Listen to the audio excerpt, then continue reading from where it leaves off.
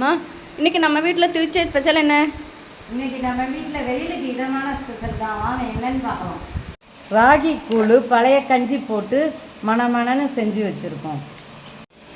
நேற்று மீந்தின சாதத்தில் தண்ணி ஊற்றி உப்பு போட்டு கலந்து வச்சுருந்தோம். அந்த தண்ணியில் தயிர் ஊற்றி மோராக கலந்து வச்சுருக்கோம்.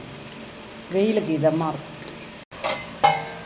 ராகி கூழுக்காக கத்திரிக்காய், உருளைக்கிழங்கு, வாழைக்காய் போட்டு நல்லா மணமணக்க கருவாட்டு குழம்பு வச்சுருக்கோம்.